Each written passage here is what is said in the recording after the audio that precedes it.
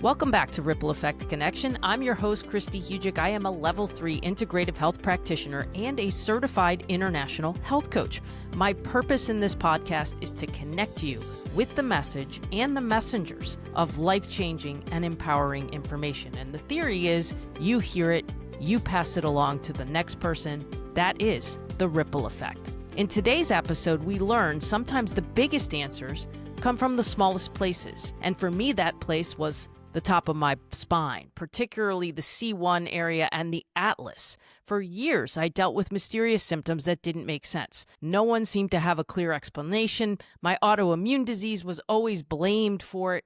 But it wasn't until I met Dr. Matthew Rowe, an upper cervical chiropractor who lives here in Winter Garden, Florida, that things finally began to click. What I learned about the atlas, how the body truly finds balance, changed everything about how I view healing. Dr. Rowe is the founder of Rowe Family Chiropractic and has made it his mission to help people live the life they deserve through gentle, precise adjustments that restore balance and function to the body. His approach goes well beyond pain relief. It's about reconnecting the nervous system so the body can do what it's designed to do, heal. And we go back to the theme of season 3. Why are you stuck? It's sometimes in these things that we don't think about first. In our conversation, we talk about the why behind his work, what makes the upper cervical spine so critical, and how misalignments in that area can create an effect throughout the body. We also dive into posture in our tech-heavy world, chiropractic care for children, and the surprising conditions he's helped people improve through this specific kind of care. If you've ever had symptoms that no one could quite explain, this is some place you might want to look. Or even if you're just curious about how something so gentle can make such a powerful impact in your body, this episode is for you. Here is my episode with Dr. Matthew Rowe. Dr. Rowe, welcome to the podcast. Long time coming. Yes, thank you so much for having me. I'm excited. First and foremost, I'm going to give you the first question I give every single guest, and that is, what is your why and why do you do what you do? Great question. Yeah, as an upper cervical chiropractor, I think that a lot of chiropractors, they don't necessarily choose this. It kind of chooses them. And my why is because I suffered with chronic migraines pretty much my entire life for over 15 years. When I was a youth, I fell out of a tree, landed on a picnic table, whipped my head back. And from about age 7 on, I suffered and tried traditional medicine, took more ibuprofen and Tylenol than anyone should take. And it wasn't until I found upper cervical chiropractor that actually traced that injury to my neck, to my headaches. And so I got under upper cervical care, and probably over the course of 6 months or so, my headaches went from every day, migraines 2 to 3 times a week, to, one a week, one every other week, until now, 17 years without headaches at all. And so I always say it kind of chose me, but it saved my life for sure. Yeah, so many people that we have on, we all got into this space usually because of a personal experience, either with ourselves or with someone that we love. Digging into chiropractic in general, maybe most people kind of, I feel like, have a misunderstanding of what chiropractic actually is. So in your view, what does a chiropractor do, and how do you as a chiropractor view health? Yeah, that's a great question. There's all types of different chiropractic techniques out there. And I think at the end of the day, most people probably think of chiropractors as just cracking backs. And it's so much more than that. Yes, we do utilize the spine and we use joints to create motion, but we're really focused on kind of the communication system in the body. We work with the nervous system, and our nervous system controls and coordinates all of our function, and it's made up by the brain stem, the spinal cord, and then the network of nerves that basically control and coordinate all of our functions. So I like to think of it as like a symphony. You have the band conductor that's making sure that everyone's in unison.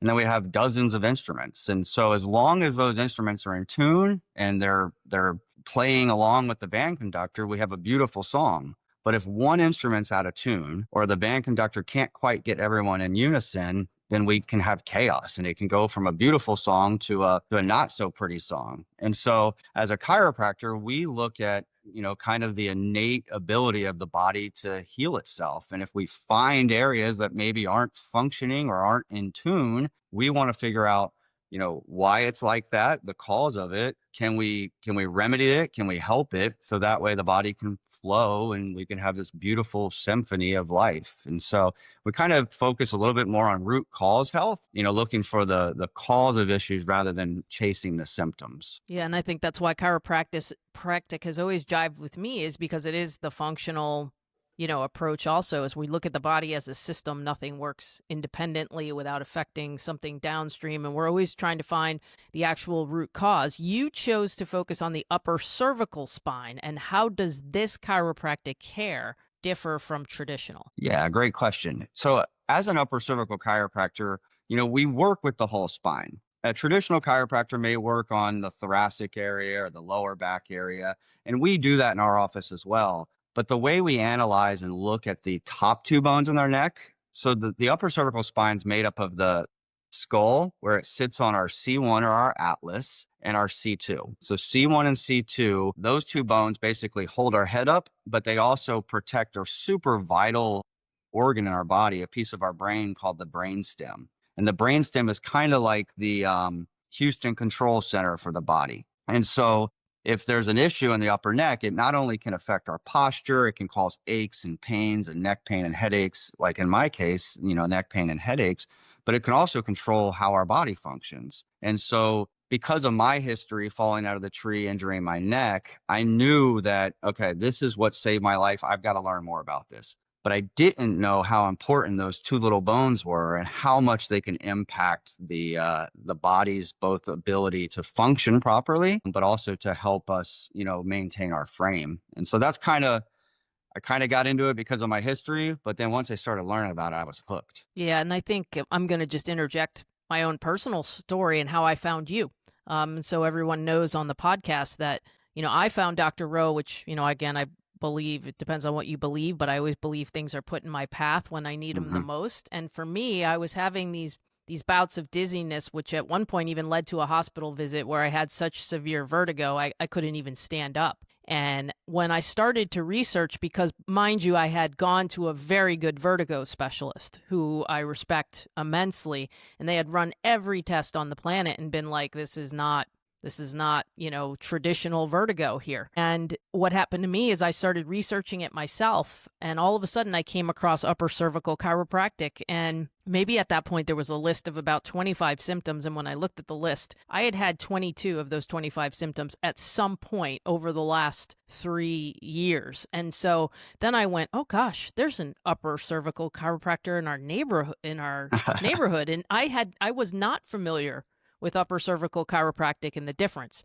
I then went to my good friend, Dr. Allen, and I said, what do I do here? I feel like I need this. And he was like, I can help you, but I can't do what he can do.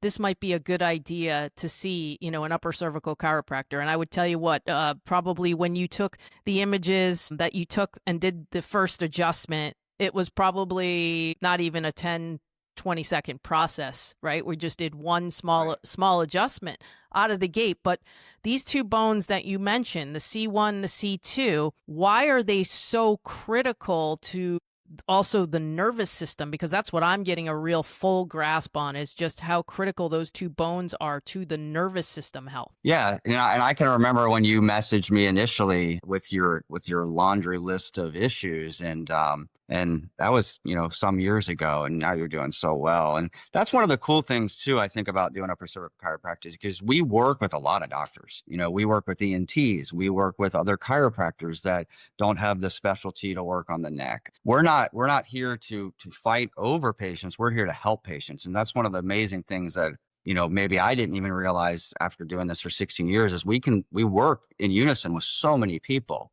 And so, so the upper neck and why it plays such an important role is, I like to use an example of like a garden hose. If we have a hose and we attach it to our spigot in the house and we're watering our garden, as long as the water can get from the house to the garden, everything pretty much grows. But if we have a kink in the hose, or if someone's standing on the hose, or someone parks their car on the hose, maybe the water's not getting there at all. If it doesn't get there at all, the flowers will die, but they don't die right away. They die over a period of time. Maybe they're a little dry. then they start to wilt. And then over time, they eventually die because they just are starved of the things they need. But if it's kinked only, 50%, and maybe water's only getting to the periphery, it's not getting to the center of the garden. What will happen is over time, these things they just start to not thrive. But if we can restore that water, we can remove the kink. Now we get water again. Everything comes back to life and we're happy, right?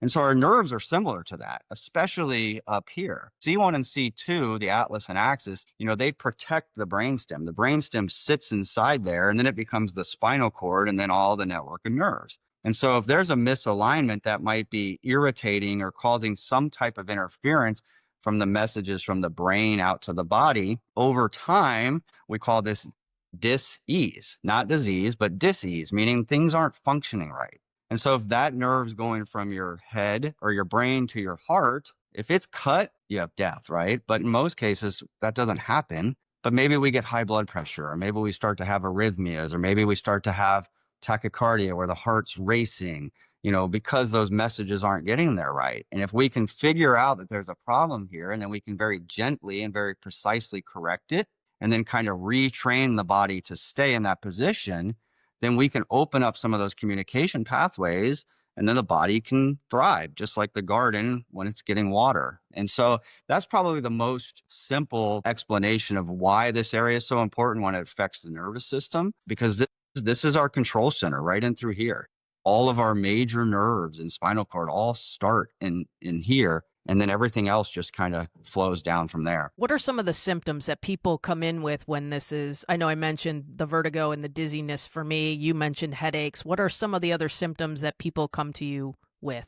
I mean, it really could be anything, because if your nervous system's being impacted, we don't know what organs are being impacted, right? But some of the most common things we see the usual suspects: neck pain, headaches, migraines, even low back pain. If the neck's out up here, it can actually cause lower back issues. We've had patients come in where we've adjusted their neck, never even touched their low back. They get carried in and they walk out because of a kink and a compensation that's happening. And so, we see the usual stuff, but yeah, I mean, we're seeing so many things now with like autonomic dysfunction, brain fog, fatigue, vertigo, dizziness, TMJ issues, poor posture. A lot of these things can be traced back to, a misalignment in the neck that might be causing issues in other parts of our spine or even in our body. And so the laundry list is long, just like you had mentioned, and it's such an easy area for us to look at and determine if there's a problem. And if there is, then it's a matter of trying to correct it. If we can correct it, giving the body a chance to function. And it's so simple that it's almost complex. Yeah. And I think, can you describe for people too how the preciseness is of this adjustment and how it works? Because again, we're not talking about a neck crack here. Where a neck crack, if you're getting your neck kind of adjusted manually, sometimes it can be detrimental to an issue in the C1 and C2. So can you describe the process that you use to do these adjustments? Yeah, I like to use the analogy. It's like almost like turning a key in a lock. It's very gentle. We practice a technique called orthospinology, which is one of about 5 or 6 upper cervical techniques. And some of the analysis that we do allows us to be very gentle because we're so specific.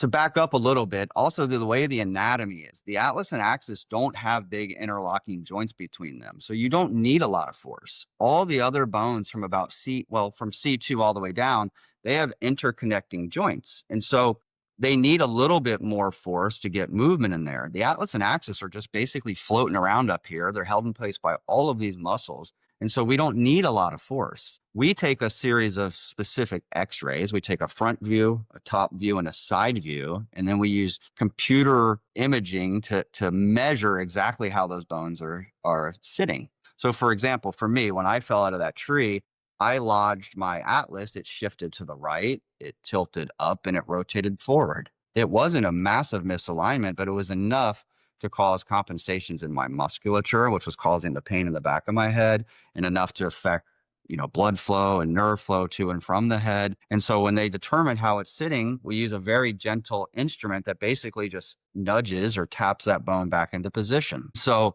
the cool thing is that the force is so gentle, we don't have to force the body into the right position. We can just gently nudge it. The body knows what to do. We just need to put it in the right direction and then let it do what it needs to do. What are some of the most common or maybe surprising health conditions that you see walk through your door in Winter Garden that you've been able to help through upper cervical care? So some of your success stories, which I know there are a lot of them. Yeah. Maybe you want to share some of those because I think they're really cool. Yeah, we've been blessed to help, thousands of patients since we opened our doors 16 years ago. I can't believe it's been 16 years. Yeah, I mean, we see newborn babies. I just had a 1-day-old baby that was born. Its head was stuck to the side. We call that torticollis, and it couldn't nurse properly. So mom and dad brought the baby in, and we found that he had a little misalignment in his neck. Babies are so cool. They respond so fast. And the adjustment is like the weight of a dime. It's so gentle. But fast forward, we corrected that baby, and now baby's nursing. His head's not stuck to the side anymore, sleeping better, happy mom, happy dad, and happy baby. Some of the coolest stories I've seen were completely unexpected. I had one gentleman, he was about 25 years old. He came in, this was probably about 10 years ago, came in for migraine headaches. We did an initial consultation with him. And about every month, we do like a little re-exam. And a month into his care, we had probably seen him maybe 8 to 10 times. And I sat down with him and he's like, well, my headaches are about 50% better, but I can hear. And I was like, okay. I'm like, what do you mean you can hear? He's like, no, I can hear out of my left ear. I was like, that's great. He never told me he was deaf, but he had been deaf since birth. He was a premature twin. He had a neck injury and he'd not been able to hear out of his left ear since he was born. It was normal to him. He never even told me about it. But after we talked, he was like, yeah, I've been deaf. And since I started coming here, I got my hearing back and I can hear out of my left ear. Yeah. And he was a server in a busy restaurant. He used to have to compensate by turning. I mean, life changing, right? But he was just like, yeah, I can hear. I was like, well, that's awesome, right? Never would have predicted that. Another really cool one was a lady came in with back pain, took x-rays of her back, and she was riddled with arthritis. I mean, it was probably one of the worst spines I've seen in possibly ever. Huge 40-degree curvature on her back. And I told her, I said, I don't know how much we can do for your back, but let's get some pressure off your nerves. Let's let your body do what it needs to do. She also suffered with something called gastroparesis. And for those that don't know what that is, it's basically when the stomach is paralyzed. She had so much nerve damage in her spine from disc issues and stuff. Her stomach wasn't working. It hadn't been working for 20 years. She hadn't been able to have a real meal because it would just sit in her stomach. And if it didn't eventually digest, she'd have to get it pumped. She started coming in. We started treating her neck and working with her. And I'd say within about 6 weeks, her back pain wasn't much better, but her stomach started working. And so she was starting to eat meals and she didn't have to live on a liquid diet. And it just shows that, the body's so powerful. If we can put it in the right direction, amazing things can happen. And we don't always know how it's going to happen. If we free the nervous system up to do what it's going to do, it's going to figure out what needs the most attention at the beginning. And maybe we don't heal the way we should, or we think we should. But yeah, so those are two of the coolest stories I've probably can think of off the top of my head. But we see all kinds of miracles every day. We expect miracles. Yeah, and I think the vagus nerve is so important for digestion. Like, I mean, if her spine was like that, there's so many, we learn in our classes, like there's so many pinch points for the vagus nerve. Yeah. And, the vagus nerve, I would say for people, like the best thing you could do if you're listening to this and this is new to you is kind of look up a diagram of what it looks like and where these nerves run. And then you could understand how a misalignment can lead. I mean, the eustachian tube is right there, right? Yes. So you can understand how a misalignment somewhere could lead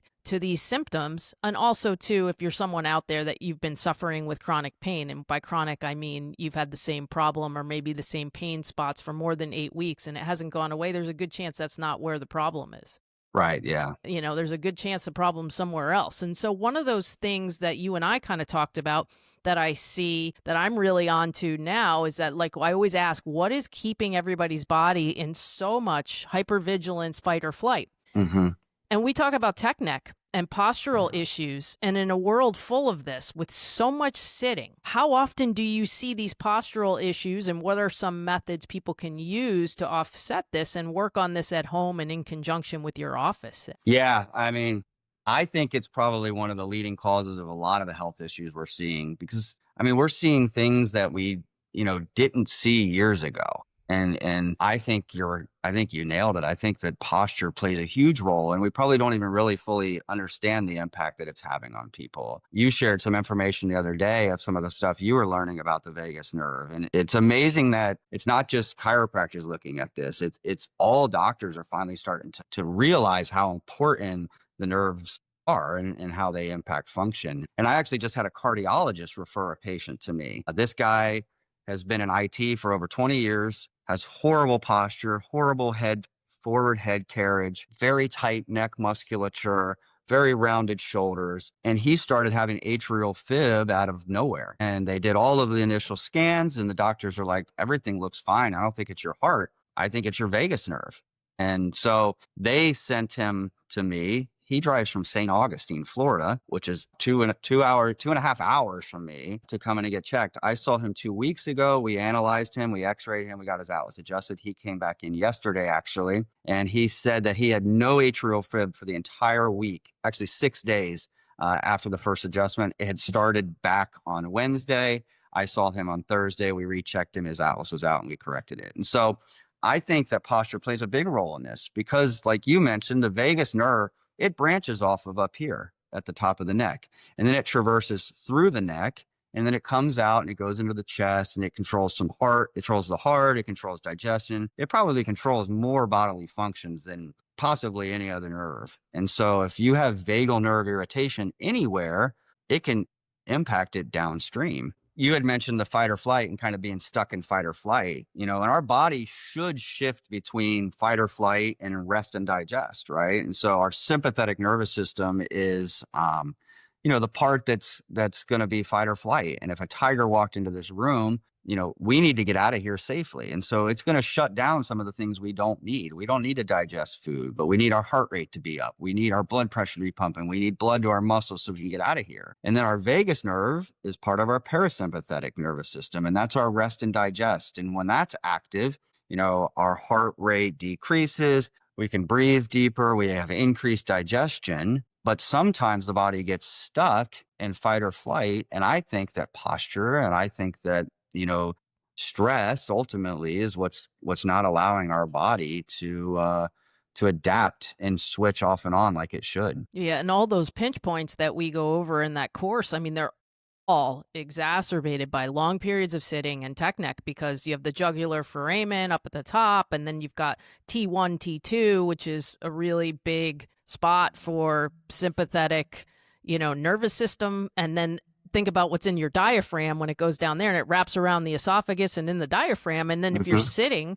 that's compressed. Yeah. So long periods of sitting and looking at a computer are absolutely one of the worst things you can do. So are there tips you give people outside of obviously adjustments? Because at the end of the day, you're up against it. If someone's in that posture all day long, it's going to be difficult. So do you give them, little things to do to help the posture and things like that? Oh yeah, absolutely. I think that we have to. And the adjustments are super important for how our body functions, and it can help eliminate some of that nerve interference if it's coming from up here, but it's only a small piece of the puzzle for this. I like to call it digital posture, right? The forward head posture. Well, our head's like a bowling ball. It's like 10 pounds sitting on top of this little broomstick of a neck. And for every inch forward our head goes in front of our shoulders, it's like a perceived increase of 10 pounds. So if you're 3 inches forward, it's like taking a 30-pound dumbbell or a bowling ball and holding it out in front of you.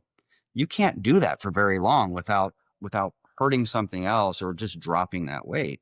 And we're doing this all day, every day. A lot of people that are in that posture. And so we have to retrain muscles. There's postural corrective exercises. We talk about, which muscles to stretch, because in that position, these muscles are going to be short and tight. These are going to be stretched and weak. So we need to strengthen the posterior kinetic chain, and we need to work on opening up the anterior. Then we've got to work on deep breathing, right? I love box breathing, 4-4-4-4 breathing, where we're breathing in for 4, holding for 4, exhaling for 4, holding for 4. And there's a lot of research just on breathing exercises and how it can help with, vagus nerve issues and dysautonomia. And so there's a lot of pieces to the puzzle, and the chiropractic is just one of them. It's an important one, but we also have to work on a lot of these other pieces too, to really help this. And I think we're getting to the point where this is a major issue now. And if we fast forward 15, 20, 30 years from now, this could be one of the biggest problems we have. And so we got to start working on correcting it now, especially in kids. Yeah, and that's you brought me to my next question because you talked about I know you've always been big on like the baby. You spoke about the baby's adjustment, but like the younger people that you probably need to see because they're probably spending more hours on the social media and like I go to the gym and it's a fairly young gym and like this is what I see between exercises and people are on the treadmill looking at their phone. Probably I would assume that you would see more kids and you probably want to see more kids with this epidemic that's going on. Right. Yeah. Definitely need to see more kids. I mean, we have a pretty good pediatric practice, but it's not enough to make an impact really. I think it just comes down to education. People don't know that they need to be seen, right? When I suffered with migraines, I mean, my parents didn't know. They didn't know about chiropractic. They didn't know, that I needed that. I found that later in life. And so I think that's why it's so important that we do things like this, like your podcast reaches so many people and people are blessed to have your knowledge and your information because it's a source of information. And with information comes, power and responsibility. And so I love doing these things. So thank you for having me. But yeah, we need to see kids because probably when we were younger, it's like we looked down to pick something up or we looked down to tie our shoes, but we didn't spend hours a day in this head tucked position. And so we're seeing x-rays and curve issues and degeneration and arthritis in teenagers. And that's a big problem because once arthritis starts, it's very hard to stop, and then not all that's just the physical wear and tear side of it. It's the nervous system side, like we talked about just now. And so we need to see kids and it's not always waiting till the symptom shows up. Kids should be checked whether they have symptoms or not. Everybody should be checked whether they have symptoms or not. Once the symptoms arrive, there's a problem and it's been there probably for years. Exactly. And so we do scoliosis. We don't, but now in school, they do scoliosis checks in school as a preventative thing, right? I think they do it like in 5th or 6th grade. We need to be doing that with kids early on, looking at their posture. And if they have this posture, we need to figure out a plan to try to work on trying to correct this or intervene to try to make it better. Yeah, kids are a problem. And we don't need to fix kids. We just need to help educate them and do things to help their bodies function better.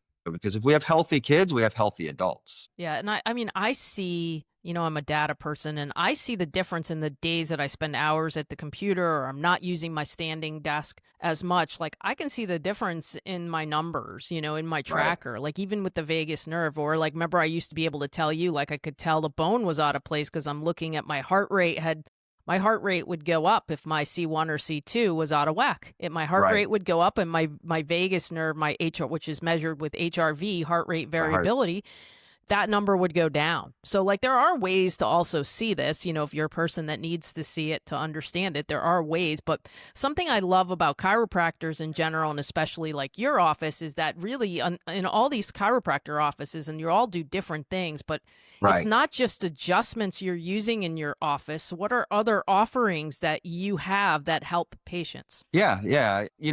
I think our approach to healthcare is a total approach. We don't just want to make sure our nervous systems are functioning, as best as they can, but we also want to support that, right? The idea is to address the problem that maybe caused the stress on the nervous system originally. So the number one thing that we do is we analyze, we detect, and we correct misalignments in the spine and in the upper neck, right? Because if we don't do that, everything else we do is not going to function or not going to have the overall benefit that it would if we can make sure our body's functioning right. And so once we determine that, and once we can get those misalignments or those interferences corrected and cleared, then we can do things like postural corrective exercises. We can start doing exercise or nutrition lifestyle changes. We utilize things like cold laser or low-level light therapy, which is groundbreaking technology to help our cells heal and help with, everything from pain and inflammation to they're using these now with dementia and Alzheimer's. They're using them with neuropathy. They're using them with vertigo and dizziness. And so We do some nutritional testing. We look at the gut. We look at adrenal function. We look at some of the major organs that are producing the hormones that are running our body. They say the gut's like the second brain. And so a lot of health issues, and this, and this is one of the areas that you've dived so deep into, is they come from your gut, and so we can look at doing that. We kind of try to take a whole body approach. We look at it from a musculoskeletal and a metabolic, and then a lifestyle, like moving. We got to move. We don't move enough, and our joints are made to move. Our bodies are made to move. And if we're not moving, that's a huge problem. And so we just kind of try to approach it from all angles. And not everybody needs all that, but we want to be there to support patients in the areas that they need. Yeah, it can get overwhelming, right? Because everything is connected. So it's always so difficult because you've run into the game of what came first, the chicken or the egg, and you might not ever know that answer, but you know, you kind of have to get some help, foundational help, and then hopefully the rest will fall into place. Like, Dr. Perry has this 8 petals of a flower. And, when you're helping number 1, which is nervous system related, right, you're helping 2 through 8. Also. So that's the goal too, is, you can start with something like this foundational where you can get some help if you're not sure where to turn. So what is one key takeaway you hope listeners have after this about the power of treating the upper cervical spine? Yeah, I think it kind of goes back to the saying, and maybe people have heard this or not, but when's the best time to plant a tree? The best time would have been 20 years ago, right? But the second best time is right now. Start now, because it can be overwhelming. And the small things can make a huge difference, right? Let's not try to complicate things. Like if you're confused with all the information and knowledge out there, pick one thing, attack it, rule it in or rule it out, and then move on to the next. Try not to be overwhelmed. And start now. Don't wait for symptoms to show up. If you have symptoms, don't ignore them. Some of the most dangerous words that we hear in the office is, I thought it would go away on its own. They don't usually. And if they do, it's just the symptom. The problem's still there, right? I think there's a stat, and it may not be exact, but, the United States represents about 5% of the world's population, but we consume somewhere between 75 and 85% of the world's medications. If it was a medication issue, we wouldn't have all these health issues. And so don't just treat the symptom, try to find the cause of the symptom. And then, just be proactive. I think that we just need to focus on get back to the root cause, give our body a chance. It was created miraculously. It can do amazing things, and simplify things a little bit. Yeah, that's well said. Well said. Very well said. And I think, that's the thing, is it's really hard to keep it simple when you're in a nervous systems and hypervigilance, because you don't know what's wrong, right? So just reach out and get the help of people who can simplify it for you and kind of let you know where to direct your attention first. So in that vein, where can people find Rowe Family Chiropractic, learn more about your team, and if you're local, definitely schedule a consultation? Yeah, we're located in Central Florida, so in Winter Garden, Florida, about 20 minutes from Walt Disney World. We have patients that come in to visit Disney, and while they're here, they'll come and see us. We just had a guy from Ireland that was having a lot of vertigo, brain fog, and they don't have upper cervical chiropractors in Ireland. And he was here on holiday, and he came in 3 times that week. So we're in Winter Garden. Our website is rowefamilychiropractic.com. We always offer complimentary consultations. We never will charge you to come in and sit down and talk to us. If you live in another area and you can't make it to Winter Garden or to Orlando, reach out to us. We'll help find doctors for you. There's a couple databases out there that we can utilize. And there's not a ton of upper cervical chiropractors out there. Because of that, a lot of us, we know each other and we work together a lot. We refer patients around all the time. And so reach out to me. I don't have a problem locating someone possibly near you. And if you don't have anyone near you, then we'll find a time you can come enjoy our beautiful Florida weather. That's right. Well, I hope, you and I always have lots to talk about. So usually I'm going to make you sign up for a repeat appearance at some point. So I appreciate you coming on, and we hope that you'll come back again. Yeah, thank you. I can't wait to do it. This has been fun. That's a wrap for this episode of Ripple Effect Connection. If you enjoyed the podcast, I'd love to hear from you. I'd love to hear your stories about upper cervical chiropractic and how it helped you. Connect with me on social media. I'm at Whole Health Kristi on Instagram, Facebook, and TikTok, and let me know what resonated most or what you even want to hear in the future. You can always find full show notes and past episodes at kristihujik.com/podcast. Please take a moment to like, follow, review, and share this podcast with anyone who might benefit. And a quick review on Apple Podcasts goes a long way in helping me bring more of these amazing guests your way. Stay tuned for the next episode of Ripple Effect Connection. Together, let's create waves of change.